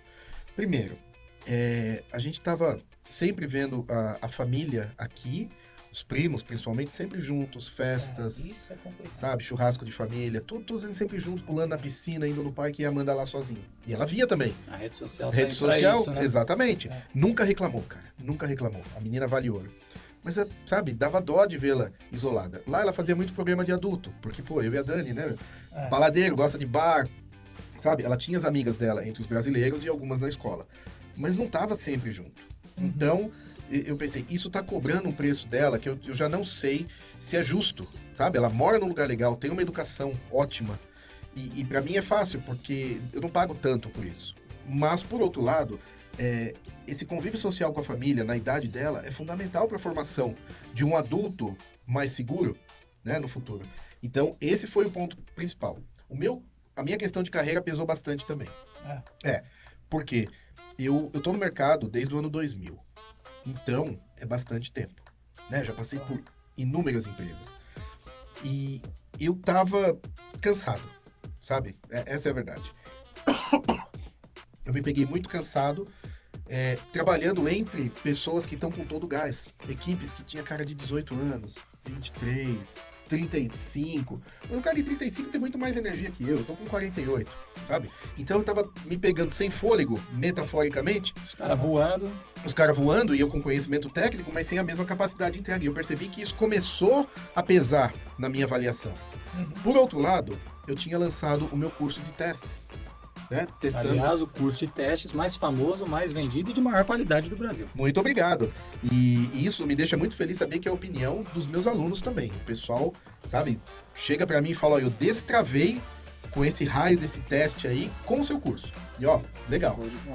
Bom, no começo de 2020, eu precisava fazer isso por mim. Lançar um curso e deixar vendendo. Não fazer aquelas classes com hora marcada. Aquilo eu já sabia que funcionava, apesar de eu não ter feito mais. Mas eu queria lançar um curso para deixar lá, para ser uma renda passiva, sabe? Para ajudar as pessoas a compartilhar meu conhecimento, mas ganhar alguma coisa com isso, tá? Então, eu criei o curso e a minha intenção era, ó, se esse curso cobrir meu custo fixo no Brasil, eu já estou feliz. Porque eu ficava chateado, ainda dentro daquela minha marra de, no Brasil eu não volto nem para passar férias, me deixava chateado pegar meus euros, converter em real para pagar custo fixo no Brasil, né? E aí eu falei, vou criar um curso no Brasil e ali vai pagar meu custo fixo por 1 ano. Se pagar por 1 ano, eu já tô feliz. Imagina, pagou 1 ano, pagou 2, pagou 3, começou a pagar férias na Europa, que cresceu, explodiu, vendeu pra caramba. Aí eu pensei, cara, dá pra viver disso, sabe? E aí? Mas falei, não, tá bom, tá quentinho aqui recebendo salário na Europa, né? Salário de sênior, coisa boa, grana sólida. Beleza. Mas quando eu me peguei muito cansado, né? Não conseguindo acompanhar o pessoal mais jovem, aí eu pensei, bom, eu preciso dar um jeito de viver do meu conteúdo. Mas por que eu não poderia fazer isso na Alemanha? Primeiro, a minha situação legal no país, porque eu não tinha residência permanente. Você tinha que estar trabalhando para uma empresa alemã. Exatamente. Ou uma empresa não alemã, mas que tivesse uma sede lá. Exatamente. Então era essa a minha situação, tá? E o custo de vida na Alemanha é alto. Hoje eu sei... Não dá para fazer o caminho inverso, né? Não dá para vender em real e gastar em euro, né? Exatamente. Exatamente. A conta não fecha. E eu ainda não me sinto seguro para gravar em inglês. E assim, fora do Brasil, ninguém sabe quem eu sou. Não sou ninguém na frente do pão. Aqui eu sou conhecido. Entendeu? Então eu pensei, profissionalmente faz sentido. Por exemplo, eu fazia live no meu canal, entrevistando pessoas do Brasil, eu tinha que fazer meia-noite. Ou eu era convidado para participar de podcast. Geralmente o pessoal que faz podcast ao vivo faz às 7 da noite, às 6, 7. Pra mim era meia-noite. Eu tive que recusar muitos convites. Então, profissionalmente, para mim fazia mais sentido estar no Brasil nesse momento do que na Europa. Então, tô aqui, atualmente vivendo do meu conteúdo, ainda longe do meu potencial, mas eu nunca estive tão feliz na minha vida com o que eu tô fazendo. Às vezes eu me pego de saco cheio porque o domingo eu não trabalho fim de semana, jamais, já há mais de 10 anos que eu me recuso a escrever uma linha de código no fim de semana. Às vezes eu me pego de saco cheio porque o domingo tá demorando pra passar, porque eu quero que a segunda chegue pra eu pôr a mão e fazer minhas coisas. Produzir seu conteúdo. Porque agora eu só faço o que eu gosto. Que bom, né? E tá começando a girar, tá começando a dar resultado. Meu canal no YouTube tá crescendo e eu tô muito feliz com isso. Que legal, cara. E assim, vamos lá. Fala um pouquinho desse curso. Fala um pouquinho do que você pegou aí, né? Condensou 20 anos aí de experiência, basicamente, e criou esse curso hoje. Para quem que é esse curso, Fábio? Na verdade, eu condensei a minha experiência com desenvolvimento de software, sim, mas software para web applications, testes para web applications, eles se popularizaram de 5, 6, 7 anos para cá. Ninguém falava disso antigamente. Não existiam ferramentas para automatizar os testes. Então, esse curso ele tem a minha experiência recente, de 2018 a 2020. Porque quando eu cheguei na Alemanha, eu tinha deficiência de não testar aplicações. Porque eu não me dediquei a isso. Lembra, eu trabalhava sozinho. Então, eu era o meu próprio gargalo. Então, eu focava na entrega, mas a qualidade às vezes sofria. Quando eu cheguei na empresa, naquela fintech, a primeira, eles testavam bastante. E aí eu falei, agora eu estou no ambiente que eu precisava estar para aprender de vez e incorporar isso no meu dia a dia de programador. E aí eu me dediquei, sabe? Estudei, peguei código que já existia, comecei a entender, perguntar, etc. E virei um bom testador de aplicações web. Realmente. Peguei gosto por aquilo, internalizei e falei, não, ó, se não está testado, não está pronto. Entrega sem testes, não está entregue, sabe? E aí foi que eu precisava escolher um nicho para eu criar um curso. As pessoas já estavam começando a ficar de saco cheio de curso de ferramenta, curso de React, curso de Vue, curso de Next. Sabe? Pô, a documentação tá lá, tem vídeo de graça no YouTube, as pessoas não querem mais pagar por isso. Aí eu pensei, eu vou pegar uma coisa que nesse momento eu tô muito envolvido, até o pescoço, e vou criar um curso de testes. Porque eu sei que isso é uma deficiência do mercado. E pum, acertei. Então, o meu curso, ele é para quem? Não é para quem nunca viu desenvolvimento de software. Não é. É para aquele profissional que já está na área e que está se sentindo para trás no mercado, na carreira, porque não testa as aplicações. E é pro cara de front-end, de back-end? Front e back, todos, mas front e em back. JavaScript. Ele é específico de JavaScript porque as ferramentas que eu utilizo durante as aulas são todas JavaScript. Então, o back-end é JS. Node. Isso. E no front-end eu fiz um módulo em Vue com Next e um módulo em React com Next. Só que as vendas, nesse momento, elas estão fechadas. Eu fechei em novembro, depois da Black Friday. Não é uma venda constante. Foi. Mas eu percebi que o conteúdo precisa ser atualizado. E eu estava me sentindo mal toda vez que entrava uma nova venda, porque a pessoa ia receber um conteúdo que é de 2 anos atrás. E na nossa área, 2 anos é uma era. Sim. E eu estava começando a me sentir mal. Falei, cedo ou tarde alguém vai chegar e falar, não, esse curso não presta. Não é que não presta. Ele é bom, ele só Tá não velho. só não Tá tá defasado. Então o que eu fiz? Fechei, comuniquei todos os meus alunos. Quem é meu aluno vai receber a versão atualizada, porque não é um curso novo. É uma versão atualizada do que eu já fiz, sabe? O sistema que eu criei e testei vai ser o mesmo. Mesmo visual, mesmo tudo. Mas com ferramentas mais modernas. E aí o pessoal ficou satisfeito. Os que compraram na Black Friday já com a garantia de que vai receber. E aí, quando eu lançar, eu vou lançar com uma promoção, mas já com um preço novo. E qual a previsão? Março. Março já vai ter a nova versão do... Sim, se não tudo, mas uma parte considerável. Porque eu também fiz dessa forma quando eu lancei. Eu não criei o curso inteiro. Eu coloquei o módulo 1 e falei, ó, preço especial de pré-venda. Sabe? O curso custa tanto, mas quem comprar agora, me ajudar a chegar no meu objetivo, sei lá, vai pagar 1/3 do valor. E é um curso de quanto tempo? São 160 horas aula. Não, Nossa, é grande, hein? não, desculpa. Não é isso não. São 160 aulas Tá. com 24 horas. 24 horas. Vamos brincar um pouquinho. Ih, rapaz, é só uma negação disso. Todo mundo que vem aqui, a gente Genius. faz... Como é que tá aí, editor? Como é que tá o ranking? 9. Vamos ver. Normalmente, Me pegou de surpresa. programador tem um desempenho melhor aí. Vamos ver. Sem pressão. Vamos sem ver. pressão. Vamos ver. Sem pressão. Tomara que esteja sem pilha. Nível 1, Jogo nível 2. jogo 1, nível 2, só apertar o partida e... Vamos lá, então.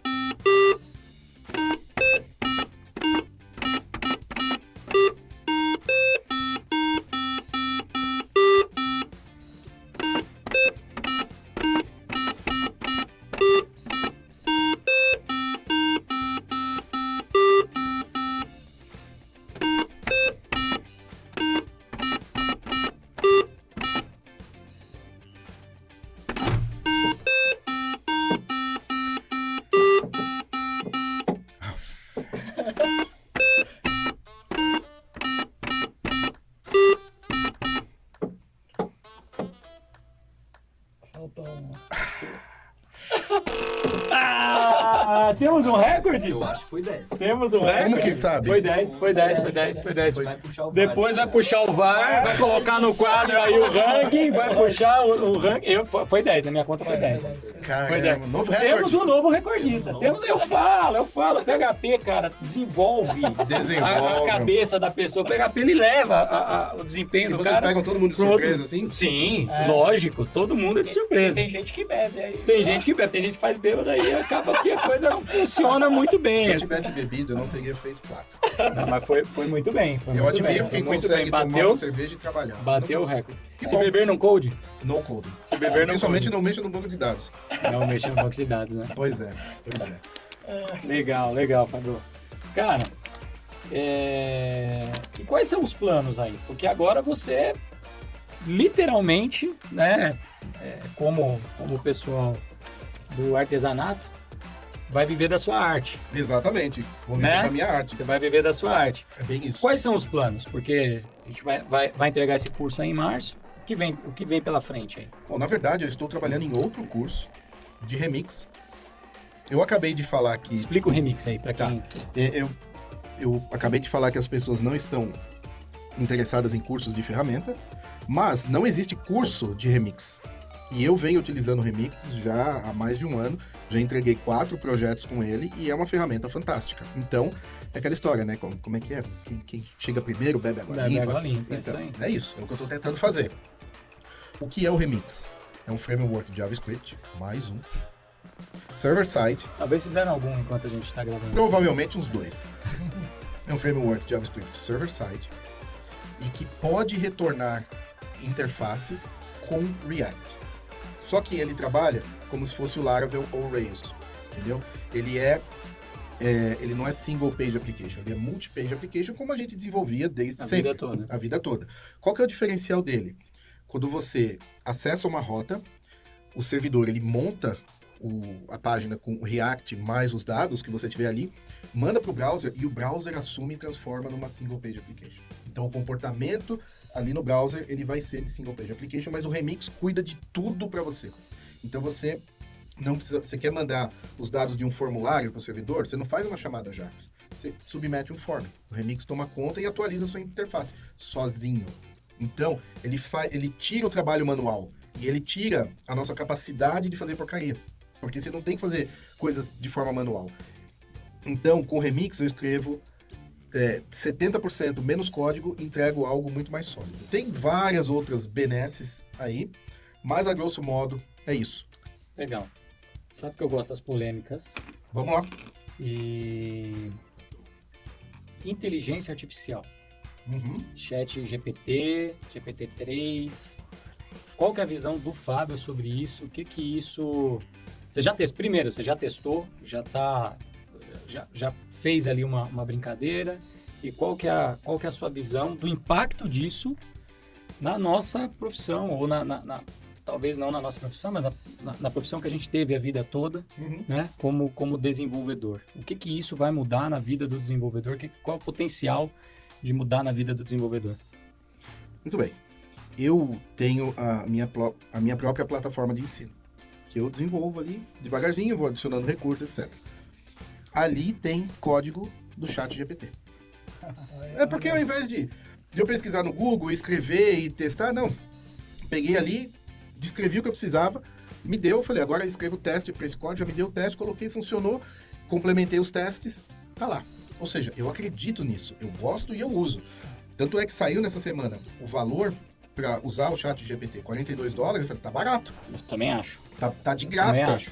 isso daí. E eu prefiro pagar para ter o serviço 100% disponível para mim do que ficar na fila quando eu preciso. Sou um assinante já.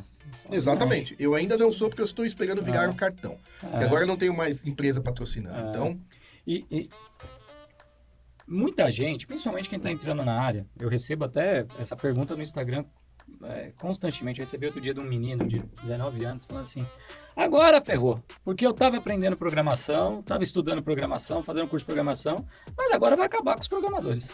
não vai, meu. Não adianta, não vai. Por quê? Do mesmo jeito que profissões desaparecem, outras aparecem. Então, eu lembro que eu sou do grande ABC Paulista e a indústria lá sempre foi muito forte. Atualmente não é tanto. Mas sempre foi. E esse mesmo pânico eu vi entre os meus tios quando a automação começou a se popularizar, entendeu? Só que aí, o cara que era torneiro mecânico, operava o torno, ele teve que estudar para se tornar um operador de torno CNC, que era computadorizado. Os que não tiveram a disposição para fazer essa transição, lógico que perderam. Os outros passaram a ganhar mais. Você acredita que a gente possa estar vivendo, eu escrevi sobre isso hoje, a gente possa estar vivendo, porque é uma coisa que me incomoda muito na nossa profissão, eu já até falei disso com o Eduardo, que eu não vejo muita diferença no fluxo de trabalho de um programador web lá em 2005 pro fluxo desse cara hoje. Você tem um monte de ferramenta que você plugou, um monte de framework, um monte de coisa, mas no fim do dia, você abre um editor e digita texto. Isso mesmo. É isso que você faz. Você é um digitador, você digita texto. E eu tenho olhado para o GPT, né, para essas ferramentas de inteligência artificial, para o Copilot, como o momento em que a revolução industrial ela chega no universo da programação para mudar a forma que se desenvolve. Você acha que é mais ou menos por aí? Eu acho que vai nos ajudar, porque aí a gente vai escrever menos, vai escrever melhor, não nós, a máquina, né? Mas nada vai substituir a nossa capacidade de julgamento. Perfeito. Sabe? Não dá, nós somos necessários. É porque eu vejo até hoje, o cara tá lá nas tarefas dele ali, ele tem que criar o front-end de um formulário. Até hoje o cara vai lá, abre as tags, põe nome nos inputs. Você pode usar um SaaS, você pode usar qualquer ferramenta para acelerar, mas no final da conta você está digitando aquilo ali. Você está digitando. O chat e o GPT, ele trouxe pela primeira vez uma forma diferente de fazer isso. Sim. Onde você vira para a máquina e fala assim, ó, escreva para mim um formulário com os campos nome, e-mail, CPF, com um campo de senha, com contrassenha, e ele gera para você o código. Isso. E você passa a checar o que a máquina está fazendo, para garantir 99% dos casos vai estar certo. Isso.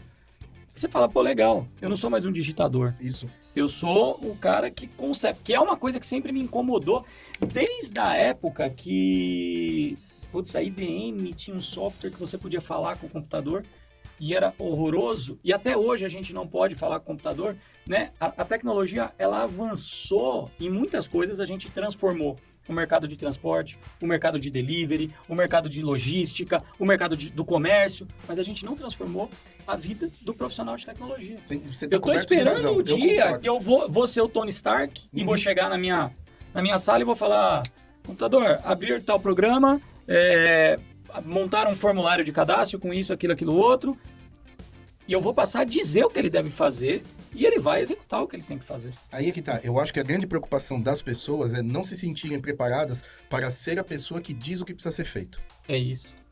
É isso. A grande maioria das pessoas, elas são, se sentem confortáveis no papel de executores da coisa, mas não o criativo. Intelecto. Exatamente. Exatamente. Eu vi um cara falando do GPT com uma teoria que é o seguinte, né? Vai chegar um momento em que a gente tem a máquina que nos dá todas as respostas. O segredo vai estar em saber fazer as perguntas. Sim, já tem aí uma profissão que eu nem sabia que existia. Esse que é o negócio. Prompt Engineer. Uma pessoa especializada em fazer a pergunta certa. Prompt Engineer. Cara, de onde veio isso? Bum! É um perguntador profissional. Exatamente. É um perguntador profissional. É a pessoa que sabe dar um input. Porque a resposta tá lá, né? A resposta já tem a resposta. Exatamente. E isso, para quem é da área, para mim, pelo menos, está explodindo a cabeça. Todo dia eu descubro uma forma nova de utilizar isso. E para as pessoas que são de outras áreas, eu estava dando um exemplo, meu irmão é jornalista, né? E o meu irmão, ele é muito reticente com tecnologia, né? Ele falou para mim, não, mas isso aí, cara, não vai resolver, precisa do ser humano. Eu falei, não, mas precisa do ser humano. Não é nós contra eles, não é isso, não é isso. Agora deixa eu te falar um negócio, você tem que escrever uma matéria, onde você tem que colocar nessa matéria, a gente tá chegando na época do carnaval aí, você está fazendo uma análise, você fala, e as maiores campeãs do carnaval do Rio de Janeiro são? E aí você tem duas opções. Você pode ir na Wikipédia e olhar numa tabela todas as campeãs, totalizar, ver quem são as maiores campeãs e escrever o seu parágrafo. Ou você pode virar para a inteligência artificial e falar, liste para mim as maiores campeãs do Carnaval do Rio de Janeiro, em ordem crescente. Aliás, você nem precisa, porque ela já vai fazer isso. Sim. E ela vai te devolver uma lista, você vai copiar aquela lista e vai colar. E eles convenceram. Seu irmão? Ele ainda está muito reticente. Ele está muito reticente. Assim como muita gente na nossa área, mas geralmente pessoas jovens. Porque assim como eu, há 23 anos atrás, encontrei na web, no computador, na programação, uma forma de mudar a minha vida. Lembra no começo da conversa que eu falei, eu estava perdido, rodeado de gente talentosa, eu não sabia fazer nada. Muita gente está encontrando esse caminho hoje, 2023, 2022. Só que numa época de muita novidade, aí a pessoa entra em pânico. Ela fala, pô, agora, que nem minha filha. É logo agora que eu tô aprendendo a programar? Vem isso aí. Mas aí que tá, olha a oportunidade, sabe? Tem oportunidade de negócio aí. De você criar ferramentas que utilizam essa ferramenta poderosa. Essa e várias outras, tem as de imagem também. Continuando na polêmica. Vamos polemizar. Continuando na polêmica. A gente está passando no mercado de tecnologia, de maneira geral, principalmente nas maiores empresas, né, nas Big Techs. As Big Techs eu considero até um caso à parte, porque cada uma tem o seu motivo. Mas nas médias, né, de tecnologia, a gente teve muita demissão. Demissão em massa que a gente de tecnologia gosta de dar nome bonito para coisa feia às vezes, né? A gente passou a chamar de layoff, o que é demissão massificada, né? Chegar e cortar as cabeças, passar o facão e mandar 100 pessoas embora. Na sua visão, quais são os motivos para isso? Isso é uma tendência duradoura, na sua visão, ou é um ajuste de mercado? Ajuste de mercado. Cortar a gordura. Eliminar a mão de obra ociosa. Eu vi isso nas empresas que eu passei. Porque as empresas, desde o estouro da bolha em 2003, vamos falar desde 2008, que o mundo deu uma sacudida, né, com os Lehman Brothers em 2008. Então, assim, desde 2008, a tecnologia ela vem entrando na nossa vida, sabe, por todos os lados. E precisa de muita mão de obra para desenvolver todas as ideias. E o dinheiro muito abundante, certo? Quando veio a pandemia, fez assim, né? Porque todo mundo dentro de casa, delivery, e-commerce. Né? Você viu isso acontecer nas empresas que você estava? Eu vi. Um amigo meu trabalha no Shopify. Shopify é o maior sistema de e-commerce do mundo. E quando, nas 2 primeiras semanas de lockdown, ele me falou que o Shopify estava lidando com o movimento de Black Friday todo santo dia. Era uma Black Friday todo dia. Todo dia era uma Black Friday para o Shopify. Então eles tiveram que contratar uma quantidade absurda de pessoas para poder dar conta disso daí. E eu estou falando de um exemplo, sabe? Quase todas as empresas de tecnologia foram impactadas. Algumas de forma negativa, tiveram que se reinventar. Uber, por exemplo, não tinha passageiro, eles foram programa de delivery, né? Fundaram como é que é? Uber Eats. Uber Eats e o Corner Shop, exatamente. Ou compraram, não sei, né? E então assim, só que as empresas passaram a contratar para se garantir. Se por acaso a demanda dá mais um salto, eu estou preparado. Então, Contratou demais. Só que aí o que aconteceu? A conta da pandemia veio, né? E o dinheiro, ele não está sumindo, ele não está evaporando, mas ele está ficando dentro do bolso. Está mudando de lugar. Exatamente. Então é isso que está acontecendo. Essa mão de obra que foi contratada preventivamente, ela está sendo, né? Está juntando com aqueles lá, que toda equipe tem aqueles que não faz, né? E que recebe, então está juntando isso daí e caindo fora. E é legal você falar isso, porque eu li uma matéria hoje, não lembro, falando justamente disso, que no período da pandemia, a Google, a Meta, Microsoft, os caras contrataram, assim, cresceram acima de 50%, 60% e tal. E o exemplo que eles usam é da Apple, que cresceu só 20%, e aí não teve demissão. Não tem demissão, ela só contratou o que precisava. Exatamente. Porque não se deslumbrou. E aí você pode dizer que a gente teve uma contratação preventiva, né? E você tem uma contratação, às vezes, com muito menos critério, porque no momento que está todo mundo brigando de foice para contratar mão de obra, você contrata, às vezes, o profissional super valorizado, sem home office, sem fazer a análise de conhecimento que deveria e tal. E, então, hoje elas estão fazendo um ajuste. Uma briga por profissionais, né? Uma briga feia, né? Elas estão fazendo um ajuste. A gente vai polêmica atrás de polêmica aqui. Vamos emendar uma na outra. Polêmica atrás de polêmica. Você trabalhou anos e anos e anos em home office e alguns anos em escritório. Antes de ser hype. Isso. Hoje, para dizer o mínimo, você defender publicamente no LinkedIn qualquer opinião contrária ao home office é igual você defender a morte dos golfinhos. Ok. no mínimo, Uhum. assim. Qual é a visão do Fábio em cima das experiências de quem ficou muito tempo dentro de casa versus quem ficou dentro de um escritório? E até assim, o que o Fábio dá de conselho para o profissional que está chegando nesse mundo novo? O cara ali de 18, 19 anos, que eventualmente ele quer conciliar videogame com expediente. Ele eventualmente está buscando o home office pelos motivos que talvez não sejam os mais adequados. Qual que é a visão do Fábio sobre isso? Começa que a troca que nós temos com a equipe toda junta no escritório, ela jamais será tão rica quanto cada um na sua casa. Ok? É fato. As coisas se desenrolam, o espaço para criatividade ele é maior, né? Então, não há dúvidas. Por outro lado, vamos tomar como exemplo a cidade de São Paulo. É impossível você ter uma qualidade de vida em São Paulo. Uhum. Exatamente por toda essa Se você tiver um velocidade. deslocamento longo, Sim. acabou. Eu vou dizer que não fosse a facilidade do home office, a minha mudança de Berlim para São Paulo, para a região do ABC, não teria sido tão fácil de tomar a decisão. Por quê? Porque no grande ABC não tem muita coisa, não tem muita oportunidade. Então eu teria que trabalhar em São Paulo. E eu coloquei na cabeça, se eu tiver que pegar 2 horas de trânsito por dia, não vou fazer. Então assim, ou eu faço home office, ou eu dou um jeito, vou trabalhar com outra coisa. Certo? Então, tem esse lado também, depende. Aonde que é o escritório? É fácil de chegar? Tá? Você está numa cidade, por exemplo, como Berlim, que tem o sistema de transporte de Berlim é de chorar de emoção, sabe? Além do que você pode contar com bicicleta, patinetes, várias opções. Mas e para você ver, né? A gente mesmo teve caso, a gente tem um escritório em Curitiba. São Paulo não é o melhor caso para trânsito, de maneira nenhuma. A Curitiba normalmente é uma boa referência. E mesmo em Curitiba, você vê profissionais em início de carreira forçando uma contratação home office. Ah, sim. Mesmo quando você vai lá e mede que a distância do cara para o escritório é de 10 minutos. Tá, mas quando alguém tá com uma ideia fixa na cabeça e ela foi convencida de que aquilo é um direito dela, não adianta, o cara pode estar do lado. Ele não quer ser forçado a fazer uma coisa porque ele acha que ele tem o direito de escolher trabalhar em casa ou escolher trabalhar no escritório. E o home office, ele também, você tem que ter uma infraestrutura ali adequada, né? Porque senão é muito prejudicado, né? Não, e mental também. Sim, Nem todo sim. mundo tem a disciplina necessária para trabalhar sim, em casa. sem dúvida. Entendeu? Então, o que eu... E a questão da idade também, né? Acho que os mais novos, eles têm muito mais a perder do que quem já tem uma experiência e já tem bagagem, sabe o que tem que fazer, como tem que Sem fazer, dúvida. né? Ele depende menos ali, né? Eu acho o home office prejudicial no sentido de que te tira o contato social, sabe?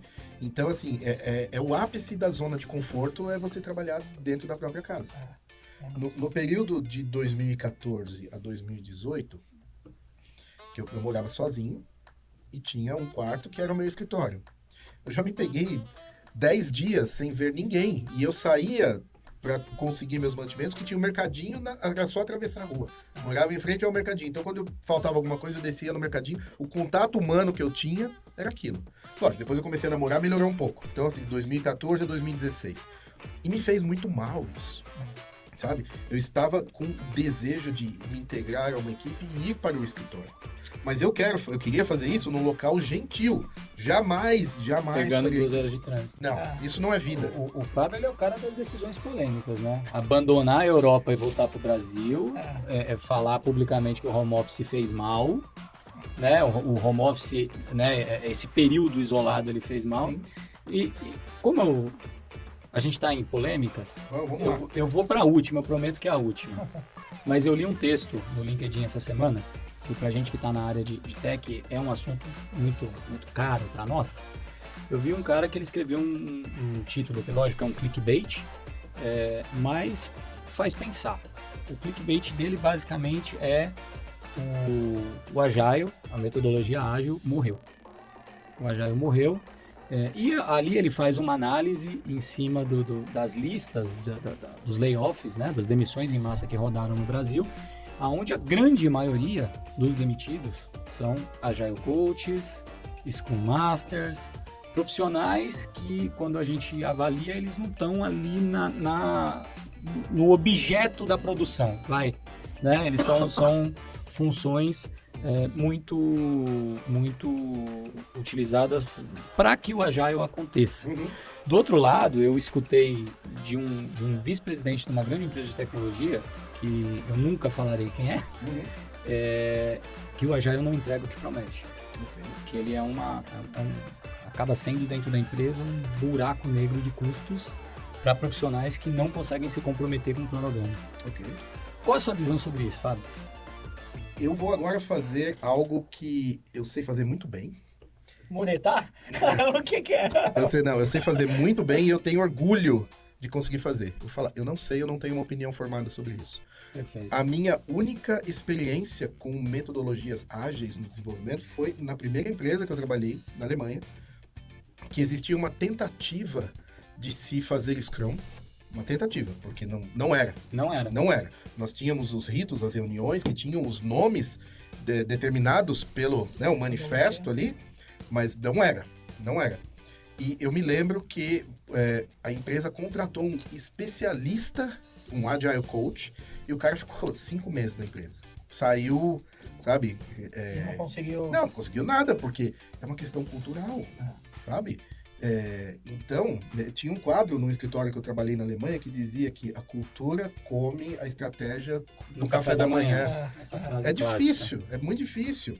E na fintech que você trabalhava lá, com 20 brasileiros, não era Agile. Era uma tentativa, eles diziam que era. Só que dava um norte pra gente, não era uma coisa maluca, sabe? Então, assim, não era o ideal, mas era alguma coisa. E usando o que a gente tinha, a gente conseguia fazer um pouco de entrega. Mas eu nunca vi a coisa acontecendo. E foi a minha única experiência com isso. Então eu não posso falar de algo que eu não conheço. Perfeito, perfeito. Realmente, a metodologia em si, ela tem uma série de rituais. É muito difícil você encontrar uma empresa que realmente aplique. Sim. Né? Aplica-se partes em alguns momentos. É Né? la carte. É o Agile. Agile à la carte. Exatamente. Agile à la Agora, carte. uma coisa que você falou antes da polêmica, né? Que eu não... Como é que eu não tenho medo? Que eu falo as coisas mesmo. Mas é o seguinte, eu tô falando da minha experiência.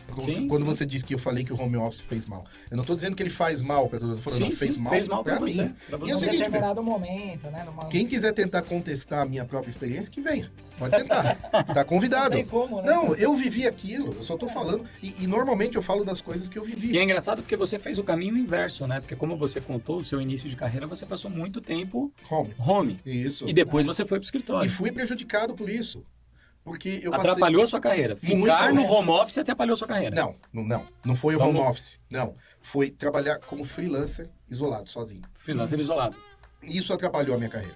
Porque se eu estivesse fazendo home office, mas fosse parte de uma equipe, eu ainda teria uma oportunidade de ouro de aprender com os outros. Mas como eu passei trabalhando em casa e sozinho, o fato de eu estar sozinho, ser o único profissional, me prejudicou. É muito mais cabeçada, né? Exatamente.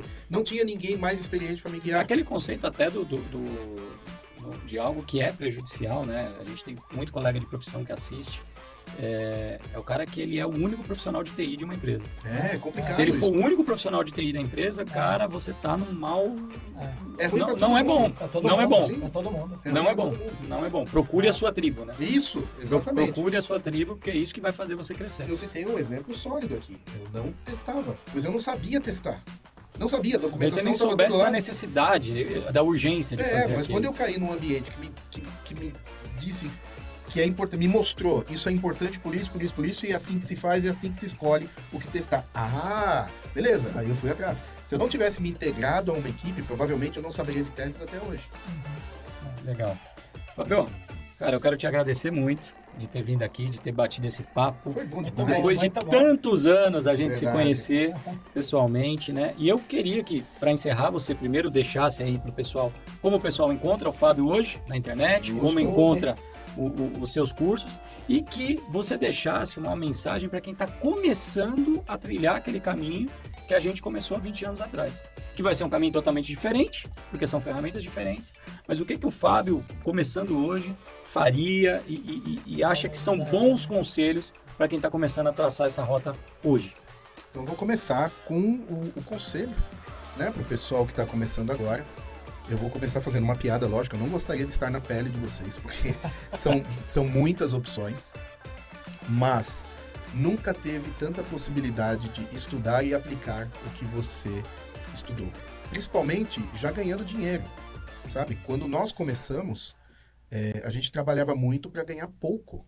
E o que mais tinha naquela época, na primeira metade dos anos 2000, era a gente com uma ideia procurando um desenvolvedor desesperado para o cara entrar com o trabalho e, se a ideia der certo, ficar com um pedaço da empresa. E isso hoje existe, mas é bem mais raro. E você tem condição, com o que você aprender, de solucionar problemas reais, imediatos, da sua família, dos seus amigos, da comunidade onde você vive. Então, é uma época de ouro. Agora, o que estudar? Bom, você precisa pegar o que você tem mais afinidade e estudar os fundamentos. É muito fácil você pegar uma ferramenta, um framework hoje em dia, ler a documentação, aprender a trabalhar com aquilo, mas se um dia você se pegar numa situação que você precisa sair fora daquela ferramenta e fazer alguma coisa, você não sabe, porque não tem os fundamentos. Então, é preciso sim estudar linguagem, é preciso estudar o JavaScript antes do TypeScript e o TypeScript antes do React e do Next. É preciso estudar o CSS antes do Tailwind, sabe? Tudo isso você precisa. Outra coisa, não negligencie a sua rede de contatos. São as pessoas que vão te trazer as oportunidades. Quanto maior e mais rica forem as suas relações, melhor você vai... As oportunidades vão chegar mais rápido e com melhor qualidade e você vai ter oportunidade de ajudar outras pessoas. E é se ajudando que a gente chega mais longe, sabe? Nós não somos ilhas, tá? E tenha paciência para se integrar a uma equipe bacana. Quando você sacar que chegou numa equipe que faz sentido para você estar lá, o produto é bacana, você é respeitado, você sente respeito pelas pessoas que estão ali, fica naquela empresa. Resista à tentação de mudar de empresa depois de 6 meses, 1 ano, por um salário melhor. Fica, adquire experiência e depois você vai poder ou mudar de empresa ou até fundar a sua própria empresa. Nunca se sabe. Mas, sabe, não fique pulando de galho em galho no começo da carreira, porque isso vai cortar pela metade a sua educação profissional. Acho que isso é o bastante. Se me deixar aqui, eu vou... Se me deixar, eu vou ficar falando... Redes sociais, como o pessoal te encontra? YouTube. Bom, eu uso 3 redes, tá? Principais. Primeiro é o Twitter, que eu tô naquela porcaria o dia inteiro. Então, eu sou o Fábio Vedovelli. Então, é Vedovelli, com 2 L's e no final, 74. Twitter. No LinkedIn é só Vedovelli, então linkedin.com/in/Vedovelli, e o YouTube é youtube.com/Vedovelli. Perfeito. Fabião, obrigado. Cara, tamo junto. Prazerzão te receber. Cara, foi Show de demais. bola. Gostei muito. Semana que vem tamo de volta. Até mais.